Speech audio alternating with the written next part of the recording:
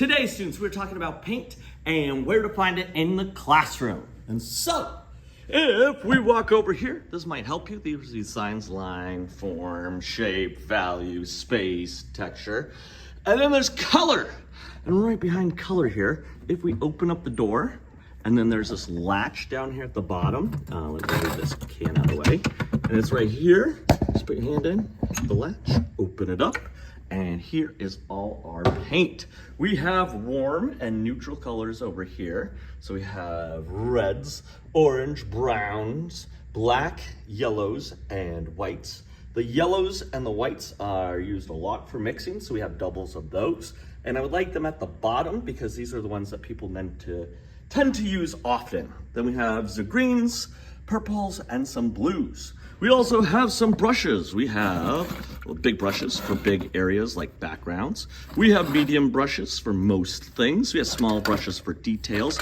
And then we have these flat brushes that you can also use. When we're getting the paint stuff out, we're gonna just take these things down and set them down here. And then people can pick which brush they need. And then up here, they can just grab what they need and then put it back when they're not using it. We're gonna do all the mixing and painting over here. Not painting, but all the mixing and getting paint over here. And then we'll paint at our tables. Students, I made a mistake today. I made a mess when it came to paint. And I wanna show you how to clean up a mess because this paint will stain your clothes. And if you're worried about that, we have aprons back there. Yes, aprons. Please use them. You can use them.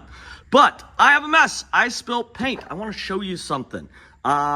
These bottles, watch this. This is a full bottle, and this is the same stuff that they have at Subway. One of my students who ended up working at Subway emailed me this and sent me a link and said, hey, Mr. Matthews, this might be a solution for a paint problem that we had in our classroom.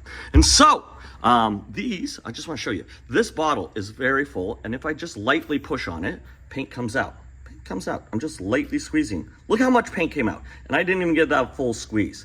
So, if you are painting, please don't put paint on the counter. I'm just showing you for an example of if something happens. But a light pressure, look at this, just a little squeeze, lots comes out. So be careful.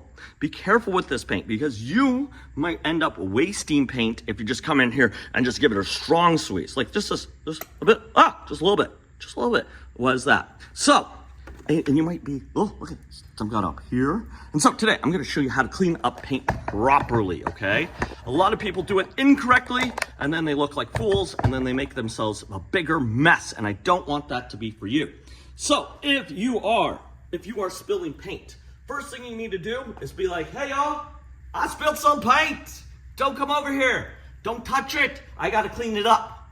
And if you are good at cleaning up paint, you might come over and help them clean it up, okay? So, first thing is, grab the garbage can. Bring it over. Then, grab some paper towels from the bottom, back of your table. Then what you're going to do is take said paper towels, pull some apart. Then, I'm gonna show you two examples. First example, not to do. This is what students do. Watch this. They do this. They put the paper towel on top of it, and then they start smearing it around. That just makes a bigger mess. Ew. Gross. Boo. Okay, this, I'm gonna show you how to clean it up. The proper way, the artist way of cleaning your paint. So, what I'd like to do is surround the paint. So I surround it on one side and I push it to the middle. And I take it on this side and I push it to the middle. And as I'm pushing it to the middle, I'm collecting it. And I'm collecting it and I'm pulling it up into there. And I can scoop it. Look at that. Scoop it. No drips underneath my hand. And then I can just drop it into the garbage can.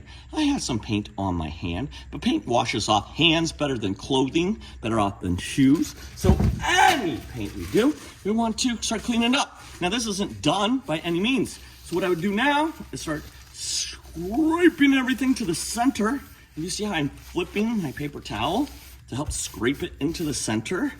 And then I'm flipping it and I'm flipping it. And I'm just doing this again, surrounding the puddle, picking up, flipping garbage. Then you do it again. And with time, and with doing this enough, instead of a big old mess, you have a little bit of a mess. A little bit of mess. Instead of scrubbing around, you have less to scrub off. And you can keep doing this, just making the pile of paint smaller in the middle. So just bringing it in, bringing it in, bringing it in, scooping it up, scooping it up. Then at some point, and watch this, if you scrub this, at some point, you'll be scrubbing and scrubbing and scrubbing, and you might have to flip your paper towel over. It's not gonna get better. So there's a difference here. Now at this point, both of these can get your spray bottle, and then you can mist it, and then you can dry it. And then this counter, fully clean. Watch this. Whew. Yes. So just bringing things to the center. Oh no. There we go. So students, that is how this paint system works. Now, if there are people that are a little bit height challenged and can't get this, these are lower than the aprons over there. The only problem is you have to reach over to grab them. So you might ask for help, or I can help you bring them down if you need to. But we're just gonna put them back here when we're using. We're not taking them on our tables. This way people just come here and they know where the color is, grab it, use it, put it on their palette, and then take it to their table and use it, and then come back and then get more color. So these colors do not travel to tables. They stay over here, and then you are the one going back and forth with your palette. Students, you're ready to paint. What you'll do is get your paper towel and your palette, bring it over, set it down, get the colors you need. Today I need a little bit of yellow, and remember these squirt out a little bit fast, so I'm just gonna tip it over and squeeze a little bit. That's a lot of yellow, didn't need that much. I am gonna need some blue, so I'm gonna grab a blue. Blue is just right over here on the cool color side. Flip it and just a little squeeze. And tons came out of that. Yikes, can't get that back in the bottle. So be careful when you're squeezing. And then I need a little bit of red. I'm gonna grab this one, come over here, flip it over, tiny little squeeze. Yeah, too much. This kind of happens at the beginning when the bottle has this little film at the top. It has to break through. So what you can do is just scoop that out, make sure it's not dried, and then use it, and it should work easier. And then I'll need a little bit of white. So I'll grab some white. You can see it in the white one. This one has this plastic film. Just pull that off. And now the white should pour out a little bit easier than the red. There we go. So just be careful. Lots of paint here. All right.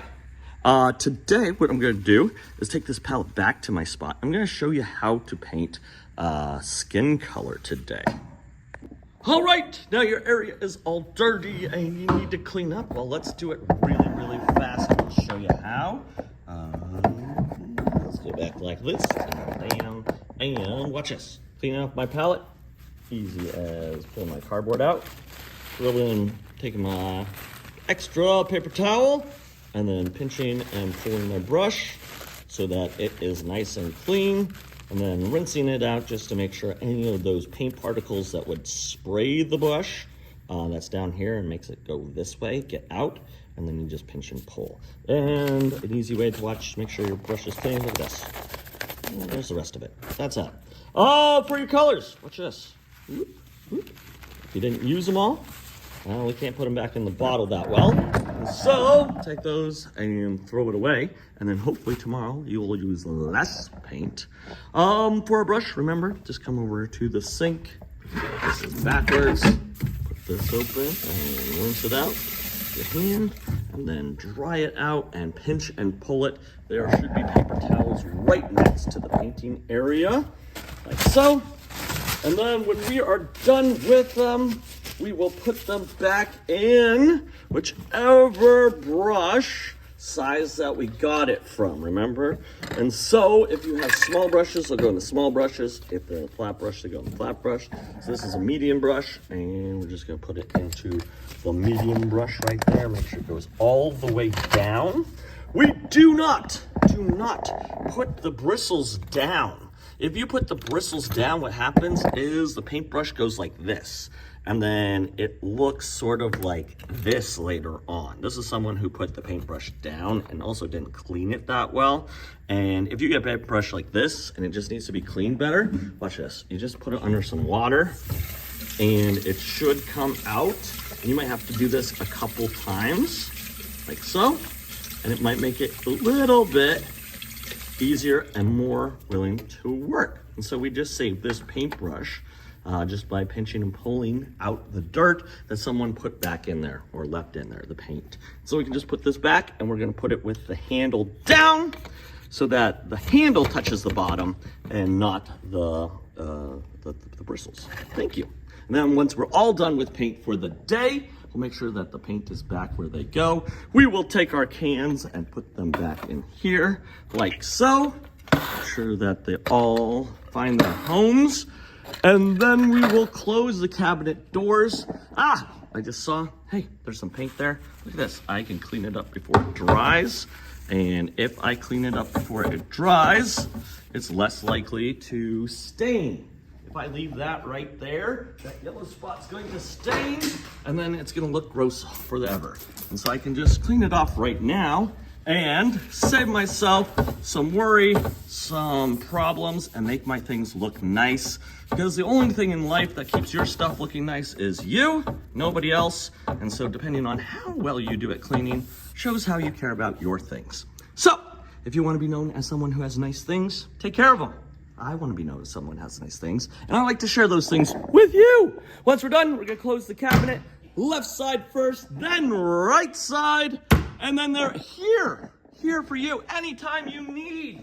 Anytime you need, you can come into this hidden cabinet. It says color here, and I trust you now because you know how to do this. You know how to clean brushes. You know how to clean the area. You know how to clean a spill up correctly. And so now you have earned the privilege to go into this cabinet anytime you need paint and get paint because I trust you to clean up after yourself, put things away properly. If I can't trust you, guess what?